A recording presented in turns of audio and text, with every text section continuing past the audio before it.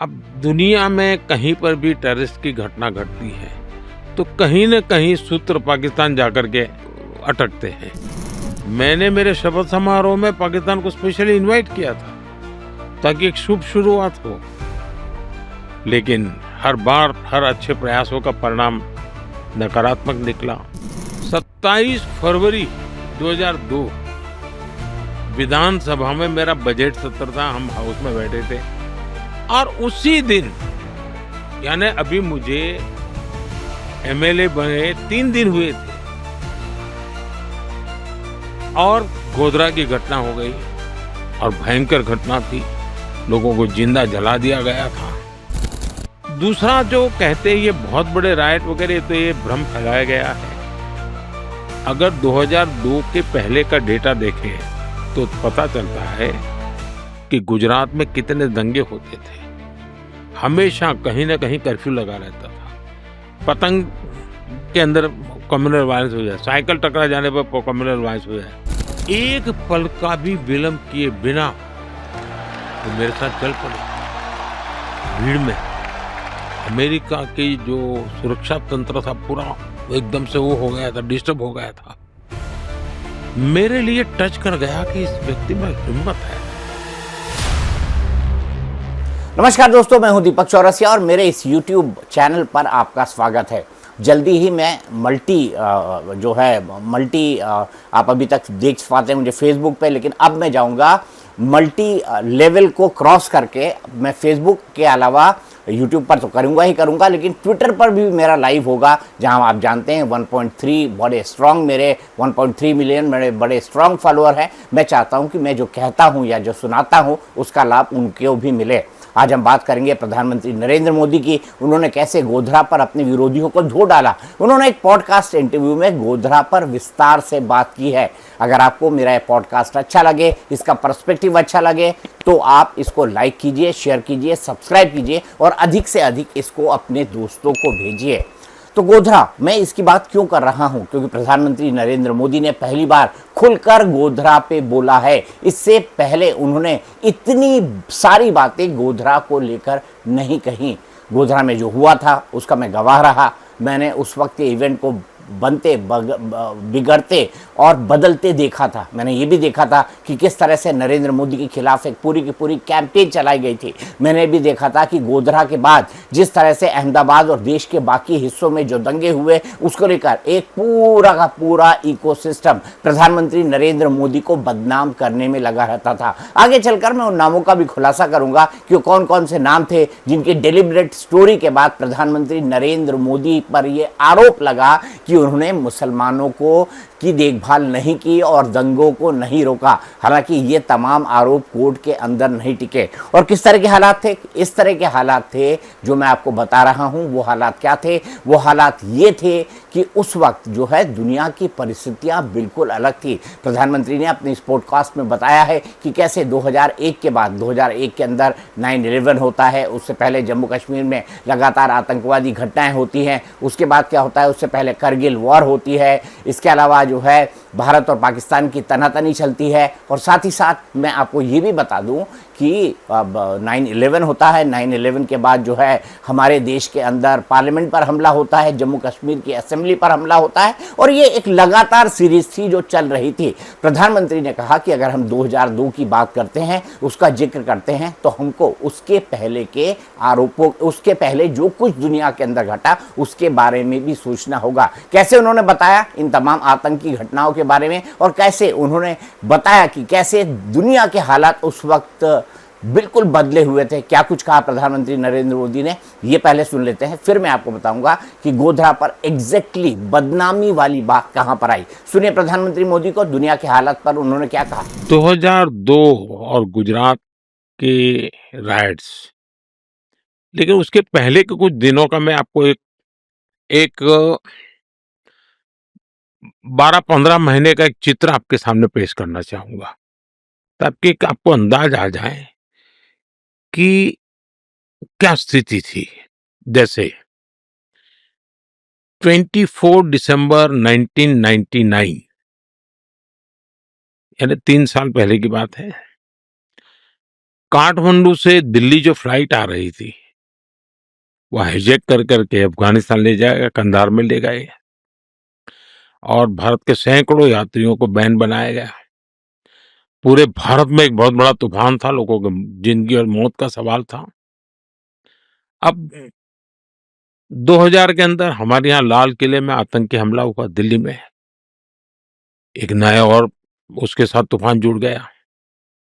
11 सितंबर 2001 America में twin tower पर बहुत बड़ा आतंकी हमला हुआ। उसने फिर एक बार दुनिया को चिंतित कर दिया, क्योंकि ये सब जगह पे करने वाले एक ही प्रकार के लोग हैं। अक्टूबर 2001 को जम्मू कश्मीर विधानसभा पर आतंकी हमला हुआ। 13 दिसंबर 2001 को भारत की संसद पर आतंकी हमला हुआ। यानी आप उस समय के एक 8-10 महीने की घटनाएं देखिए, वैश्विक स्तर की घटनाएं, आतंकी घटनाएं, खून खराबे की घटनाएं, निर्दोष लोगों की मौत की घटनाएं, तो कोई भी एक प्रकार से अशांति के लिए एक चिंगारी काफी होती है, स्थिति पैदा हो चुकी थी। ऐसे समय अचानक 7 अक्टूबर 2001 मुझे मुख्यमंत्री बनने का दायित्व मेरे सर पे आ गया अचानक, और वो भी मेरी सबसे बड़ी जिम्मेवारी थी। गुजरात में जो भूकंप आया था, उस भूकंप के रिहेबिलिटेशन के लिए बहुत बड़ा काम था, और पिछली शताब्दी का वो सबसे बड़ा भूकंप था। हजारों लोग मारे गए थे। तो एक काम के लिए मेरे लिए सीएम का काम मेरे जिम्मे आ गया। बहुत महत्वपूर्ण काम था, और मैं शपथ लेने के बाद पहले दिन से इस काम में जुड़ गया था। मैं एक ऐसा व्यक्ति हूं जो कभी सरकार नाम से मेरा कोई रिश्ता नहीं रहा। मैं सरकार में कभी रहा नहीं। मैं सरकार क्या होती है जानता नहीं था। मैं कभी एमएलए नहीं बना, मैं कभी चुनाव नहीं लड़ा। मुझे जीवन में पहली बार चुनाव लड़ना पड़ा।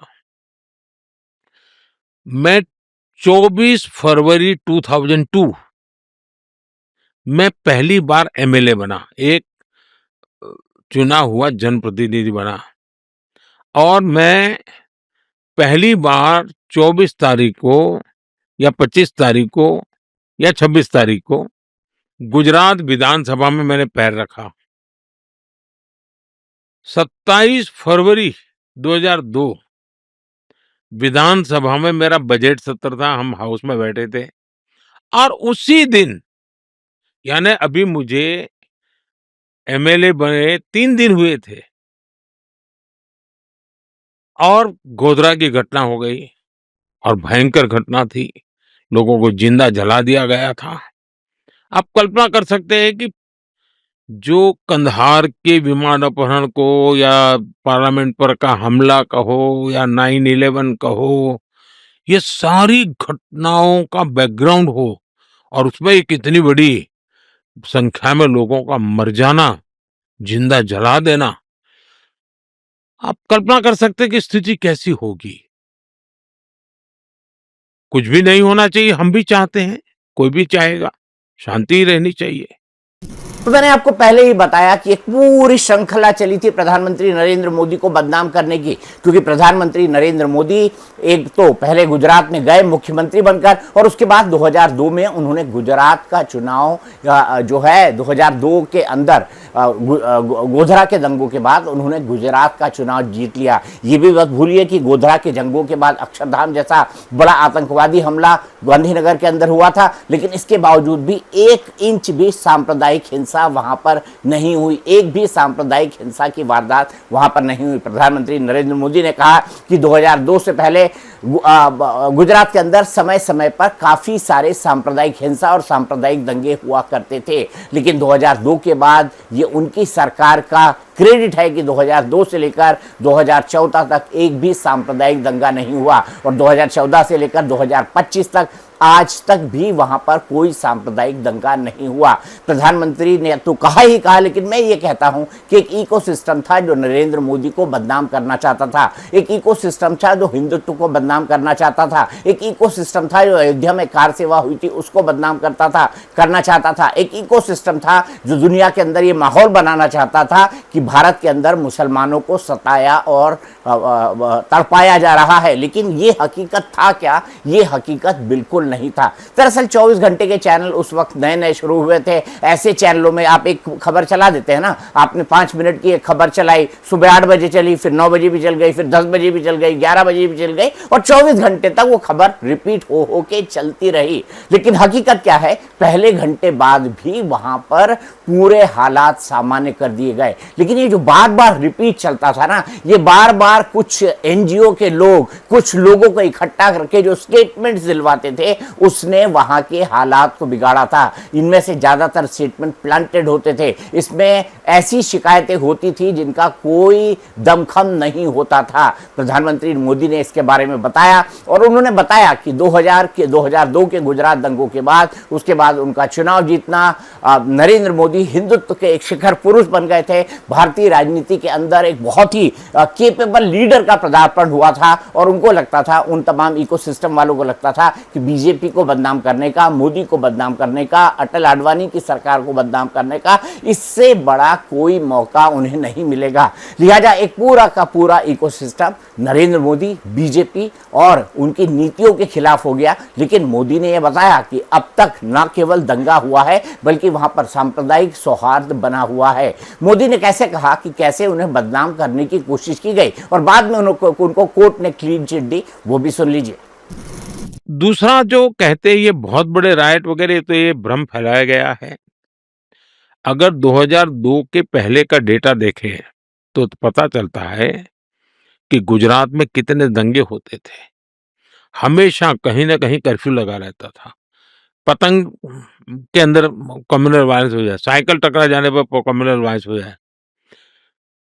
2002 से पहले गुजरात में 250 से ज्यादा बड़े दंगे हुए थे, और 1969 में जो दंगे हुए थे वो तो करीब 6 महीना चले थे। अरे तब तो हम कहीं थे ही नहीं दुनिया के उस चित्र में, उस समय की मैं बताऊं। और इतनी बड़ी घटना, एक ऐसा स्पार्किंग पॉइंट बन गया कि कुछ लोगों की हिंसा हो गई। लेकिन न्यायालय ने उसको बहुत डिटेल में देखा है, लंबे अरसे। और उस समय हमारे जो विरोध के लोग हैं वो सरकार में थे, और वो तो चाहते थे कि हम पर जितने आरोप लगे थे हमको सजा हो जाए। लेकिन उनके लाखों कोशिश के बाद भी जुडिशरी ने पूरी तरह डिटेल में उसका एनालिसिस किया, 2-2 बार किया, और पूरी तरह निर्दोष जिन लोगों ने गुनाह किया था उनके लिए न्यायालय ने अपना काम किया है। लेकिन सबसे बड़ी बात है, जिस गुजरात में साल में कहीं कहीं दंगे हुआ करते थे, 2002 के बाद आज 2025 है, गुजरात में 20-22 साल में कोई बड़ा दंगा नहीं हुआ, पूरी तरह शांति है। और हमारी कोशिश ये रही है कि हम वोट बैंक की राजनीति नहीं करते, हम सबका साथ, सबका विकास, सबका विश्वास, सबका प्रयास, इसी मंत्र को लेकर के चलते हैं। पॉलिटिक्स ऑफ अपीजमेंट से हमने पॉलिटिक्स ऑफ एस्पिरेशन की तरफ गए हैं, और उसके कारण जिसको भी कुछ करना है वो हमारे साथ जुड़ जाते हैं, और एक अच्छी तरह गुजरात विकसित राज्य बने उस दिशा में हमने लगातार प्रयास करते रहे हैं।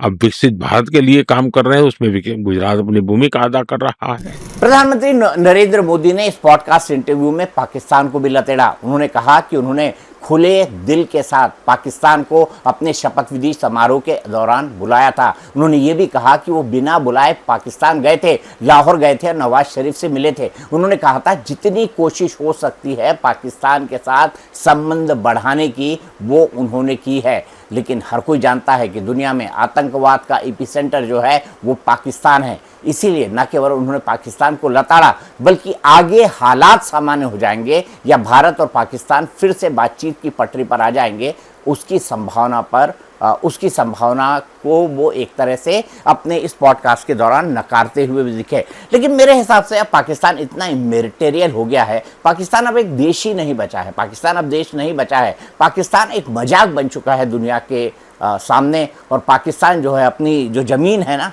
उसकी कीमत वसूलता है, रेंट वसूलता है कि मैं इतनी शानदार जगह में हूँ। एक तरफ भारत है, एक तरफ चाइना है, एक तरफ ईरान है, अफ़गानिस्तान है, ये तमाम जगह हैं। और मेरा तो यूरोप का जाने का इंडिया से पूरा का पूरा गेटवे है, साउथ से पूरा का पूरा गेटवे है। तो आप मुझे इस तरह से नकार नहीं सकते। वो रेंट वसूलता है और प्रधानमंत्री ने किस तरह से लताड़ा पाकिस्तान को, ये भी सुन लेते हैं।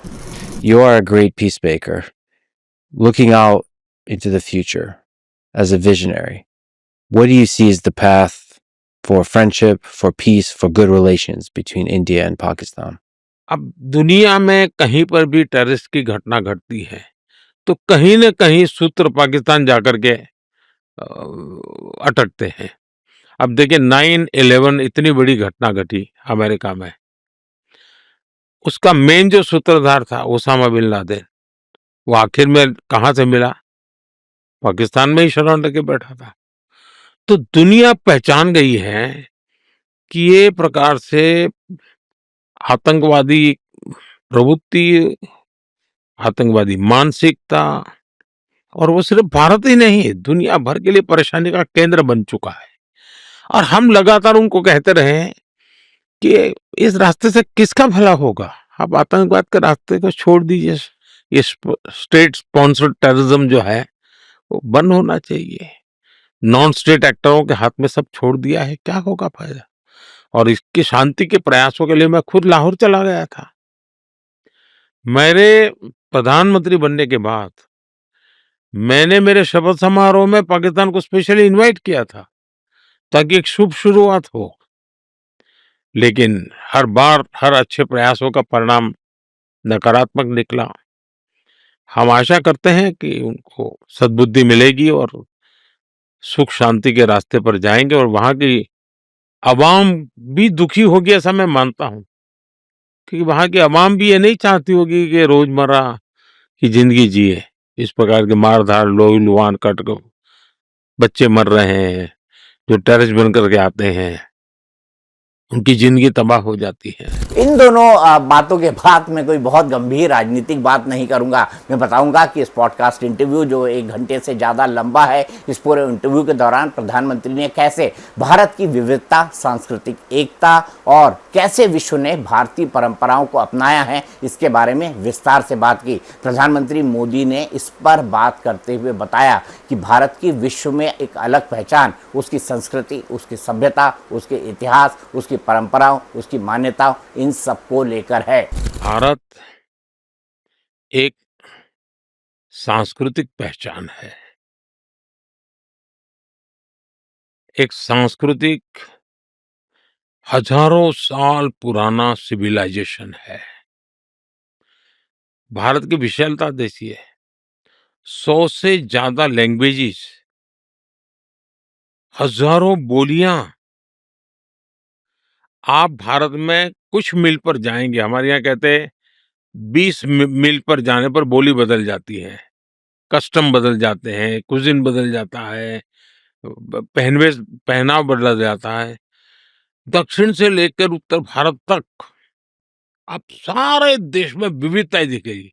लेकिन जब थोड़ा और गहरा जाएंगे तो आपको एक तंतु मिलेगा। जैसे मैं कहूँ, हमारे यहाँ भगवान राम की चर्चा हर मुंह से सुनने को मिलेगी, राम का नाम हर जगह पर सुनने को मिलेगा। लेकिन अब आप देखेंगे, तमिलनाडु से शुरू करेंगे, जम्मू कश्मीर तक जाएंगे, आपको कोई न कोई व्यक्ति मिलेंगे जिनके नाम में कहीं न कहीं राम होगा।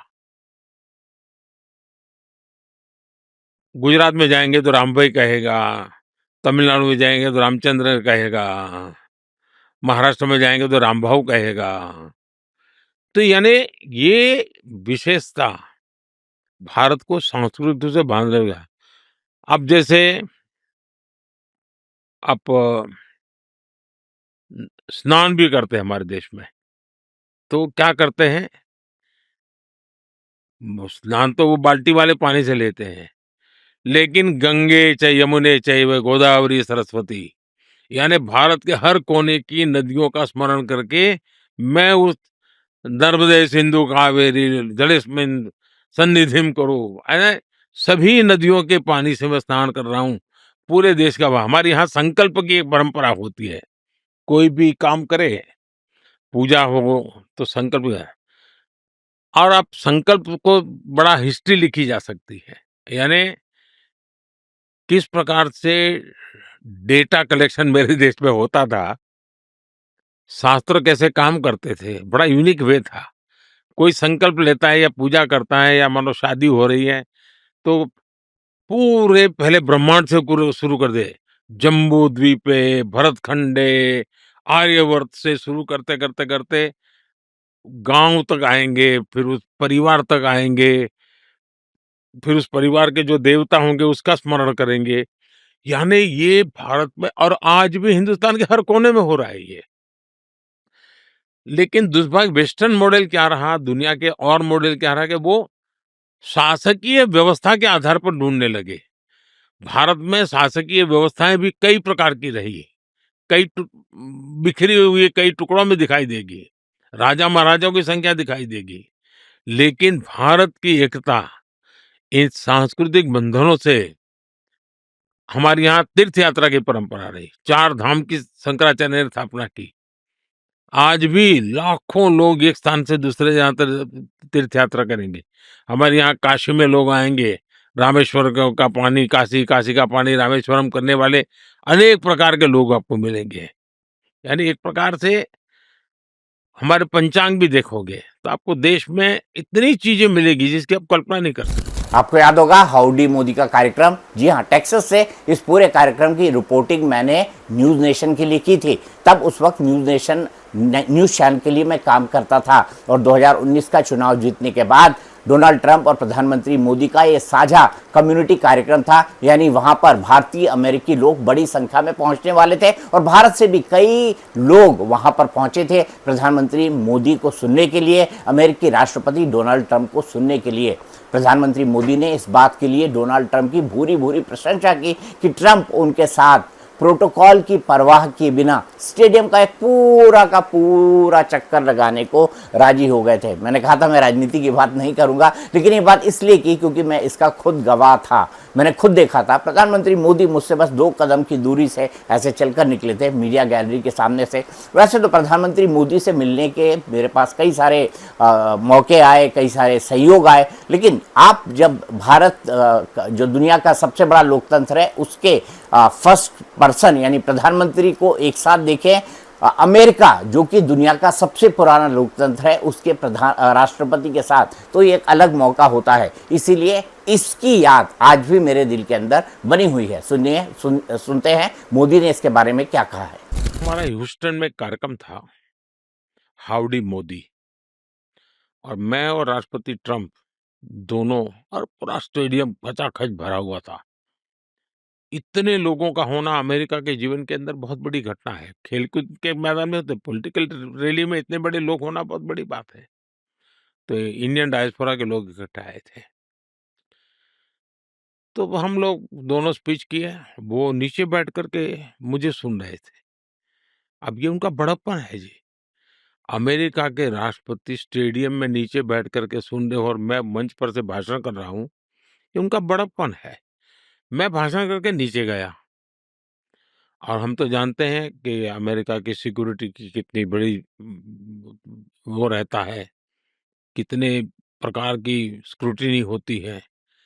मैं जाकर के वो रहे इसके लिए धन्यवाद करने गया, फिर मैंने उनको ऐसे ही कहा, अगर मैंने कहा आपको इतराज ना हो तो आइए हम जरा एक अ, पूरे स्टेडियम का चक्कर काट के आते हैं, इतने लोग हैं तो हाथ ऊपर करके नमस्ते करके आ जाते हैं। अब ये अमेरिका की लाइफ में ये इम्पॉसिबल है कि हजारों की भीड़ में अमेरिकन Yeah. राष्ट्रपति चल पड़े, एक पल का भी विलंब किए बिना वो मेरे साथ चल पड़े भीड़ में। अमेरिका की जो सुरक्षा तंत्र था पूरा वो एकदम से वो हो गया था, डिस्टर्ब हो गया था। मेरे लिए टच कर गया कि इस व्यक्ति में हिम्मत है, ये डिसीजन खुद लेते हैं। और दूसरा, मोदी पर उनको भरोसा है कि मोदी ले जा रहा है तो चलिए चलते हैं। तो ये आपसी विश्वास का भाव, ये इतना हमारा मजबूती मैंने उसी दिन देखा। और मैंने राष्ट्रपति ट्रंप को उस दिन जिस रूप में महसूस किया कि सिक्योरिटी वालों को पूछे बिना मेरे साथ चल देना हजारों लोगों के बीच में। अब उसका वीडियो देखोगे तो आपको आश्चर्य होगा। और जब उन पर गोली चली अब इस चुनाव कैंपेन में, तो मुझे राष्ट्रपति ट्रंप एक ही नजर आए। उस स्टेडियम में मेरा हाथ पकड़ करके चलने वाले ट्रंप, और गोली लगने के बाद भी अमेरिका के लिए जीना, अमेरिका के लिए ही जिंदगी, ये जो उनका रिफ्लेक्शन था, क्योंकि मैं नेशन फर्स्ट वाला हूँ, वे अमेरिका फर्स्ट वाले हैं, मैं भारत फर्स्ट वाला हूँ, तो हमारी जोड़ी बराबर जम जाती है। प्रधानमंत्री नरेंद्र मोदी ने अपने बारे में कई दिलचस्प बातें भी इस पॉडकास्टर को कही। उन्होंने कहा कि मैं कभी अकेला नहीं महसूस करता हूं। उन्होंने कहा कि मैं 1+1 के सिद्धांत के साथ रहता हूं। एक मेरे साथ नरेंद्र मोदी है और दूसरे ईश्वर, ये उनका मानना है। उनका मानना है कि जन सेवा ही प्रभु सेवा है। इसी के लिए मैं हमेशा प्रयासरत रहता हूँ। हमारे सनातन में कहा जाता है ना, नर सेवा ही नारायण सेवा है। यानी इंसान की आप सेवा करो, आपको भगवान की सेवा का पुण्य मिलेगा। उनका मानना है कि उन्हें इन्हीं तमाम कारणों से परमात्मा और 140 करोड़ भारतीयों का साथ मिला हुआ है। मैं अकेलापन कभी महसूस नहीं करता, इसलिए कि मैं हमेशा मानता हूँ 1+1 की थियरी को। और जब 1+1 की मेरी थियरी है, वो मेरा सात्विक समर्थन करती है। और ये 1+1, कोई भी पूछेगा 1+1 कौन है, तो मैं कहता हूँ पहला 1 जो है वो मोदी है, और +1 है वो ईश्वर है। मैं अकेला कभी नहीं होता हूँ, वो हमेशा मेरे साथ होता है। तो मैं हमेशा उस भाव से, और मैं मैंने जैसा कहा, मैंने विवेकानंद जी के सिद्धांतों को जो जिया था कि नर सेवा ही नारायण सेवा, मेरे लिए देश ही देव है, नर ही नारायण है। तो जन सेवा ही प्रभु सेवा, इस भाव को लेकर के मैं चला हूँ। और इसलिए मुझे उस प्रकार से अकेलापन वगैरह का मैनेज करने का कोई प्रसंग आया नहीं। अब जैसे कोविड के समय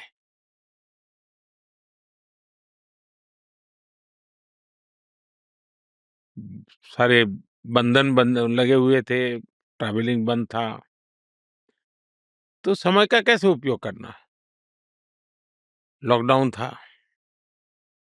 तो मैंने क्या किया, गवर्नेंस को वीडियो कॉन्फ्रेंस के द्वारा मॉडल डेवलप कर दिया, और work from home and meeting virtually करना शुरू कर दिया। मैं अपने आप को बिजी रखता था।